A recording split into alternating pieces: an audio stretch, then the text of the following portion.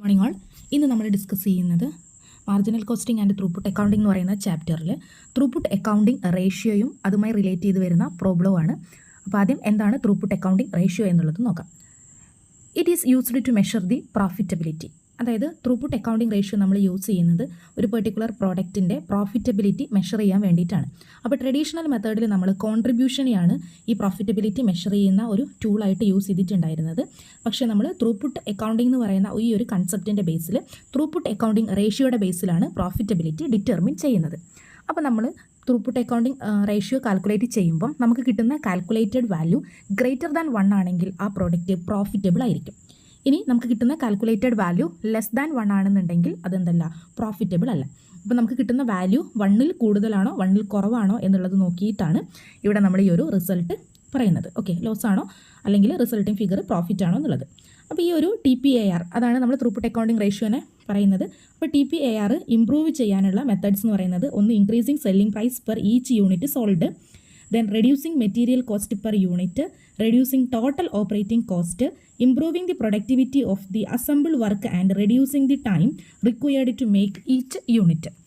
ഇനി നമുക്ക് എങ്ങനെയാണ് ത്രൂപുട്ട് അക്കൗണ്ടിംഗ് റേഷ്യോ മെഷർ ചെയ്യുക എന്നുള്ളതാണ്. അപ്പോൾ അതിൻ്റെ equation throughput accounting ratio is equal to return per factory hour or minute divided by cost per factory hour or minute. അപ്പോൾ ഇതിൽ 2 എലമെൻറ്റ്സ് ആണ് നോക്കുന്നത്. ഒന്ന് റിട്ടേൺ പെർ ഫാക്ടറി ഹവർ ആണ്, മറ്റൊന്ന് കോസ്റ്റ് പെർ ഫാക്ടറി ഹവർ ആണ്. അപ്പോൾ റിട്ടേൺ പെർ ഫാക്ടറി ഹവർ കാണാൻ throughput per unit divided by time per unit ആണ്. ഇപ്പോൾ ടൈം എന്ന് മീൻ ചെയ്യുന്നത് ബോട്ടിൽ നെക്കിലെ ടൈമാണ്. ത്രൂപുട്ട് പെർ യൂണിറ്റ് നമ്മൾ കണ്ടുപിടിക്കണം. ത്രൂപുട്ട് കാണുന്നത് എങ്ങനെയാണെന്നുള്ളത് നമ്മൾ ഓൾറെഡി ഡിസ്കസ് ചെയ്തതാണ്. Sales revenue minus truly variable cost അല്ലെങ്കിൽ ഡയറക്റ്റ് മെറ്റീരിയൽ ആണ്. അത് ചെയ്ത് കഴിഞ്ഞാൽ നമുക്ക് ത്രൂപുട്ട് കിട്ടും. ഇനി അടുത്ത element cost per factory hour ആണ്. കാണേണ്ടത് total factory cost divided by total time available for ബോട്ടിൽ നെക്കാണ്. ഇനി എങ്ങനെയാണ് ഈ ഇക്വേഷൻസ് അപ്ലൈ ചെയ്തുകൊണ്ട് ത്രൂപുട്ട് അക്കൗണ്ടിംഗ് റേഷ്യോ ഡിറ്റർമിൻ ചെയ്യുക എന്നുള്ളത് നോക്കാം. അപ്പോൾ ഇതാണ് നമ്മളുടെ question. A company manufacture a single product A. അപ്പോൾ ഈ കമ്പനി ഒരു സിംഗിൾ പ്രൊഡക്റ്റാണ് മാനുഫാക്ചർ ചെയ്യുന്നത്. എ എന്ന് പറയുന്ന പ്രൊഡക്റ്റാണ്. The selling price per unit is ₹25. ഇതിൻ്റെ സെല്ലിംഗ് പ്രൈസ് എന്ന് പറയുന്നത് 25 രൂപയാണ്. The material cost for each unit of product sold is ₹10. അപ്പോൾ ഇതിൻ്റെ material cost, direct material cost എന്ന് പറഞ്ഞു കഴിഞ്ഞാൽ ട്രൂലി വാരിയബിൾ കോസ്റ്റ് എന്ന് പറയുന്നത് 10 രൂപയാണ്. ഇനി total operating expenses ₹1 lakh. Operating expense അല്ലെങ്കിൽ ഫാക്ടറി കോസ്റ്റ് തന്നിട്ടുണ്ട് 1 lakh ആണ്. Labour hours available are 25,000 hours each month.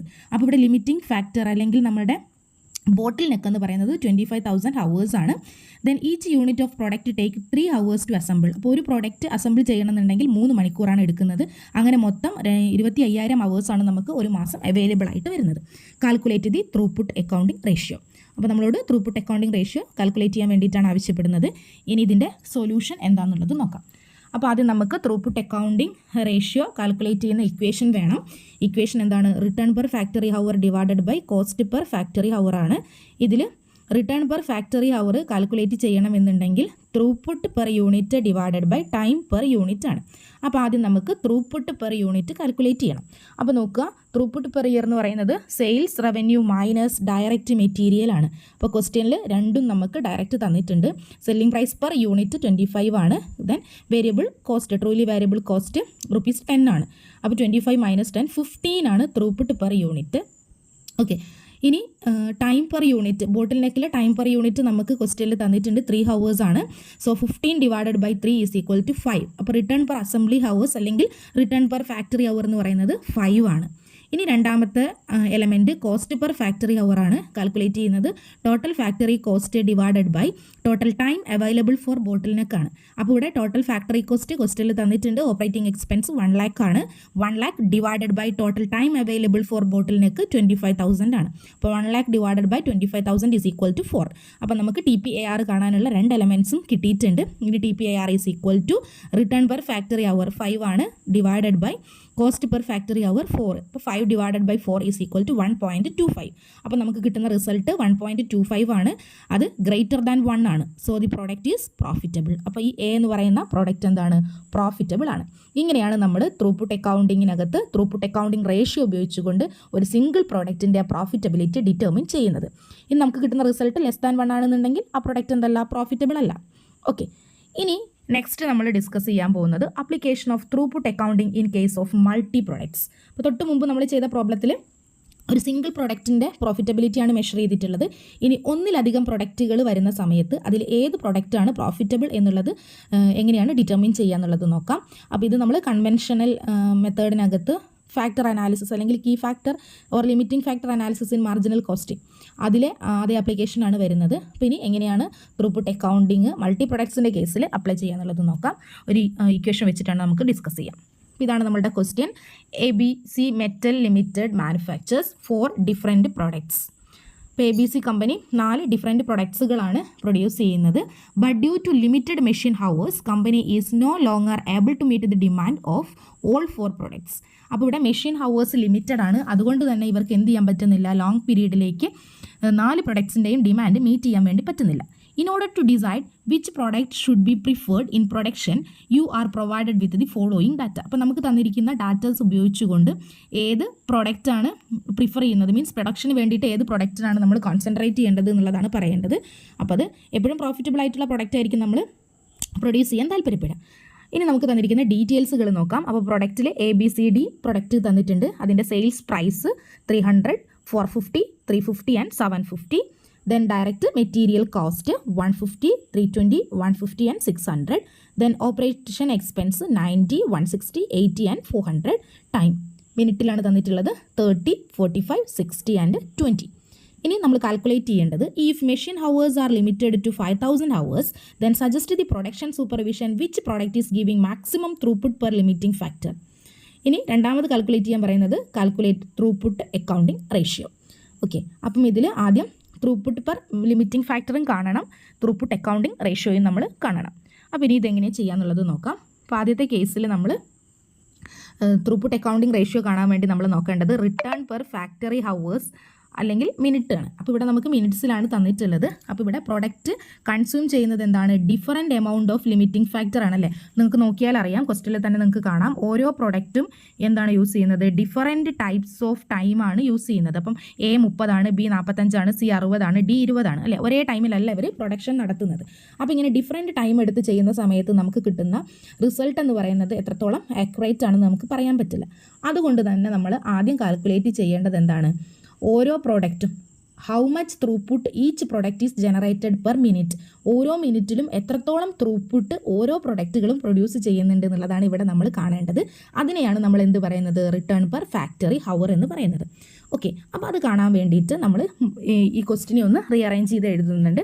ആദ്യത്തെ കോളത്തിൽ പ്രൊഡക്റ്റിൻ്റെ ഡീറ്റെയിൽസ് ആണ്, അടുത്ത കോളം സെയിൽസ് പ്രൈസ് ആണ്, ദെൻ മെറ്റീരിയൽ കോസ്റ്റ്. അപ്പം സെയിൽസ് പ്രൈസും മെറ്റീരിയൽ കോസ്റ്റും നമുക്ക് ഡയറക്റ്റ് ക്വസ്റ്റ്യനിൽ തന്നിട്ടുണ്ട്. ആ ക്വസ്റ്റ്യനിലുള്ള ഭാഗം ജസ്റ്റ് ഒന്ന് കോപ്പി ചെയ്യുന്നതേ ഉള്ളൂ.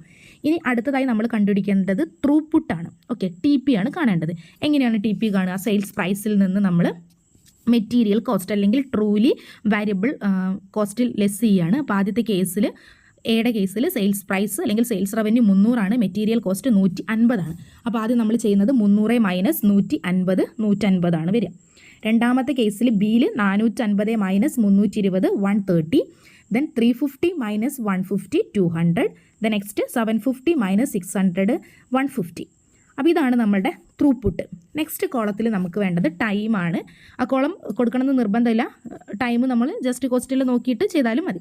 അപ്പോൾ അടുത്ത കോളം ടൈമാണ്, ഓരോന്നിൻ്റെയും കറസ്പോണ്ടിങ് ടൈം അവിടെ നമ്മൾ മെൻഷൻ ചെയ്തു. ഇനി നമ്മൾ കാണേണ്ടത് റിട്ടേൺ പെർ ഫാക്ടറി മിനിറ്റ്സ് ആണ്.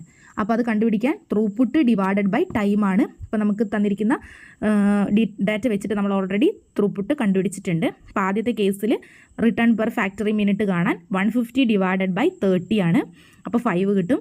അടുത്തതിൽ 130 divided by 45 2.89, then 200 divided by 60 3.33, then 150 divided by 20 7.5. അപ്പോൾ ഇവിടെ ഒരു മിനിറ്റിനകത്ത് മാക്സിമം ത്രൂപുട്ട് ഓഫർ ചെയ്യുന്ന പ്രൊഡക്റ്റിനെയാണ് നമ്മൾ ഈ ഒരു കേസിൽ എന്തായിട്ട് സെലക്ട് ചെയ്യുന്നത്, ബെസ്റ്റ് പ്രൊഡക്റ്റായിട്ട് സെലക്ട് ചെയ്യുക. അപ്പോൾ ഇതിൽ നോക്കിക്കഴിഞ്ഞാൽ നമുക്കറിയാം ഫാക്ടറി മിനിറ്റ്സ് വരുന്നത് 5 ആണ്, ബിയുടെ കേസിൽ 2.89 ആണ്, സിയുടെ കേസിൽ 3.33 ആണ്, ദെൻ ഡിയുടെ കേസിലാണ് 7.5 വരുന്നത്. അപ്പം ഡൗട്ടില്ലാതെ നമുക്ക് എന്ത് തീരുമാനിക്കാം, ഒറ്റ നോട്ടത്തിൽ തന്നെ ഡി ആണ് ബെറ്റർ ആയിട്ടുള്ള പ്രൊഡക്റ്റ്. അതാണ് മാക്സിമം നമുക്ക് ത്രൂപുട്ട് തരുന്നത്. 7.5 പെർ യൂണിറ്റ് വരുന്നത് അല്ലെങ്കിൽ പെർ മിനിറ്റ് വരുന്നുണ്ട്. പക്ഷേ നമ്മളിവിടെ ഡിസിഷൻ എടുക്കാൻ വേണ്ടി യൂസ് ചെയ്യേണ്ടത് ഏതാണ്, TPAR ആണ്. ഇനി നമുക്ക് എങ്ങനെയാണ് TPAR കാൽക്കുലേറ്റ് ചെയ്യുക എന്നുള്ളത് നോക്കാം. അപ്പോൾ ത്രൂപുട്ട് അക്കൗണ്ടിംഗ് റേഷ്യോ കാണേണ്ടത് return per factory hour divided by cost per factory hour ആണ്. അപ്പോൾ ഓൾറെഡി ഇവിടെ ഇപ്പോൾ നമ്മൾ റിട്ടേൺ പെർ ഫാക്ടറി ഹവേഴ്സ് ആണ് കാൽക്കുലേറ്റ് ചെയ്ത് വെച്ചിട്ടുള്ളത്. അത് ഓരോ ഇൻഡിവിജ്വൽ പ്രൊഡക്റ്റിനും നമ്മൾ കാൽക്കുലേറ്റ് ചെയ്തു. ഇനി അതിൻ്റെ രണ്ടാമത്തെ പോർഷൻ ആയിട്ടുള്ള കോസ്റ്റ് പെർ ഫാക്ടറി ഹവർ ആണ് നമ്മൾ കാൽക്കുലേറ്റ് ചെയ്യേണ്ടത്. അപ്പോൾ അതെങ്ങനെയാണെന്നുള്ളത് നോക്കാം. അപ്പോൾ ഇവിടെ return per factory hours per minutes നമ്മൾ കണ്ടുപിടിച്ചിട്ടുണ്ട്. ഇനി നമുക്ക് വേണ്ടത് കോസ്റ്റ് പെർ ഫാക്ടറി ഹവർ ആണ്. അപ്പോൾ അവിടെയും നമ്മൾ പ്രൊഡക്റ്റ് ABCD എഴുതുന്നു. ടോട്ടൽ ഫാക്ടറി കോസ്റ്റിൽ നമുക്ക് തന്നിട്ടുണ്ട്, ഓപ്പറേഷൻ കോസ്റ്റ് ആയിട്ട് തന്നിട്ടുണ്ട് 90, 160, 80 ആൻഡ് 400. ടൈമാണ് നെക്സ്റ്റ് കോളം 30, 45, 60 ആൻഡ് 20. ഇനി കോസ്റ്റ് പെർ ഫാക്ടറി ഹവർ കാണാം. അപ്പോൾ കോസ്റ്റ് ഡിവൈഡഡ് ബൈ ടൈം എടുത്താൽ മതി. അതായത് 30 മിനിറ്റ്സിനാണ് 90 രൂപ വരുന്നത്. അപ്പം 1 മിനിറ്റിന് എത്ര രൂപ എന്ന് കാണാൻ എന്ത് ചെയ്താൽ മതി? 90 ഡിവൈഡഡ് ബൈ 30. ഓക്കെ, അപ്പോൾ 90 ഡിവൈഡഡ് ബൈ 30 ചെയ്യുമ്പോൾ 3 വരും. അടുത്തത് 160 divided by 45 3.56, then 80 divided by 60 1.33, then 400 divided by 20 is equal to 20. അപ്പോൾ ഇവിടെ നോക്കിയാൽ നമുക്ക് കോസ്റ്റ് പെർ ഫാക്ടറി ഹവർ എത്രയാണെന്നുള്ളത് കണ്ടുപിടിക്കാൻ വേണ്ടി പറ്റും. ഇനി ഓരോന്നിൻ്റെയും ത്രൂപുട്ട് അക്കൗണ്ടിംഗ് റേഷ്യോ നമ്മൾ കാണണം. അതിൽ ഗ്രേറ്റർ ദാൻ 1 ആണെങ്കിൽ അത് പ്രോഫിറ്റബിൾ ആയിട്ടുള്ള ഓപ്പർച്യൂണിറ്റിയാണ്. ഇനി ഒന്നിൽ കൂടുതൽ പ്രൊഡക്റ്റുകൾ ഉണ്ടെങ്കിൽ, അതായത് ഇവിടെ ഇപ്പോൾ നമുക്ക് 4 പ്രൊഡക്റ്റ് തന്നിട്ടുണ്ട്.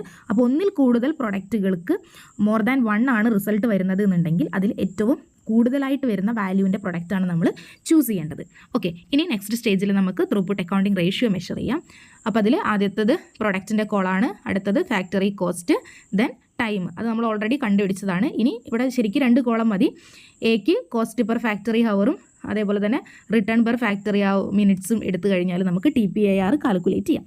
അപ്പോൾ റിട്ടേൺ പെർ ഫാക്ടറി ഹവർ എക്ക് 3 ആണ്, ബിക്ക് 3.56 ആണ്, സിക്ക് 1.33 ആണ്, ഡിക്ക് 20 ആണ്. ഇനി നമുക്ക് വേണ്ടത് എന്താണ്? Return per factory minutes. അപ്പോൾ 5, 2.89, ദെൻ 3.33, 7.5. ഇനി TPAR കാണണം. Return per factory hour divided by cost per factory hour അല്ലെങ്കിൽ മിനിറ്റാണ് എടുക്കേണ്ടത്. അപ്പോൾ ഇവിടെ ആദ്യത്തെ കേസിൽ 5 ഡിവൈഡഡ് ബൈ 3 1.67 വരും. രണ്ടാമത്തെ കേസിൽ 2.89 divided by 3.56 0.81. Next 3.33 divided by 1.33 2.5. Then 7.5 divided by 20 0.38. അപ്പോൾ നമ്മൾ ഈ ഒരു TPAR നോക്കുമ്പം ഗ്രേറ്റർ ദാൻ 1 ഉള്ളതാണ് ബെസ്റ്റ് പ്രൊഡക്റ്റുകളായിട്ട് എടുക്കേണ്ടത്. അപ്പോൾ ഓൾറെഡി നമ്മൾ നേരത്തെ റിട്ടേൺ പെർ ഫാക്ടറി ഹവറിൻ്റെ ബേസിൽ ഡീനെ ആയിരുന്നു സെലക്ട് ചെയ്തിട്ടുണ്ടായിരുന്നത്. പക്ഷേ TPAR കൺസിഡർ ചെയ്യുന്ന സമയത്ത് ഡിയുടെ വാല്യൂ എന്ന് പറയുന്നത് എന്താണ്? 0.38 ആണ്, മീൻസ് ലെസ് ദാൻ 1 ആണ്. അപ്പോൾ അത് ലോങ് റണ്ണിൽ എന്ത് ചെയ്യില്ല? പ്രോഫിറ്റ് ജനറേറ്റ് ചെയ്യില്ല. അതിനുള്ള റീസൺ എന്ന് പറയുന്നത് ഇവരുടെ ഓപ്പറേറ്റിംഗ് കോസ്റ്റാണ്. അവ കോസ്റ്റ് എന്താണ്? വളരെ കൂടുതലാണ് ഓപ്പറേറ്റിംഗ് കോസ്റ്റ് വരുന്നത്. അതുകൊണ്ടാണ് അതിനവിടെ നമുക്ക് TPAR കണ്ടപ്പോൾ 1 കുറവായിട്ട് കിട്ടിയിട്ടുള്ളത്. അപ്പോൾ ഈ ഒരു കേസിൽ 1 കൂടുതലുള്ളത് ഒന്ന് എ ആണ് 1.67, അടുത്ത പ്രൊഡക്റ്റ് സി ആണ് 2.5. അപ്പോൾ 2 എണ്ണം വരുമ്പം മാക്സിമം വാല്യൂ തരുന്നത് ഏതാണോ അതാണ് നമ്മൾ ചൂസ് ചെയ്യേണ്ടത്. അപ്പോൾ ഇവിടെ പ്രൊഡക്റ്റ് സി ആണ് പ്രോഫിറ്റബിൾ ആയിട്ടുള്ള പ്രൊഡക്റ്റ്. ഓക്കെ, അപ്പം ഇങ്ങനെയാണ് നമ്മൾ മൾട്ടി പ്രൊഡക്ട്സിൻ്റെ കേസിൽ ത്രൂപുട്ട് അക്കൗണ്ടിങ്ങിൻ്റെ അപ്ലിക്കേഷൻ വരുന്നത്. അപ്പോൾ ത്രൂപുട്ട് അക്കൗണ്ടിങ് റേഷ്യോ കണ്ടുപിടിക്കുക. അതിൽ മോർ ദാൻ 1 വരുന്ന ഓപ്പർച്യൂണിറ്റിയാണ് പ്രോഫിറ്റബിൾ ആയിട്ട് വരുന്ന ഓപ്പർച്യൂണിറ്റി. ഓക്കെ, അപ്പോൾ ഇവിടെ കൺക്ലൂഷൻ എന്ന് പറയുന്നത് product C is the best. എന്തുകൊണ്ടാണ്? It's TPAR is high.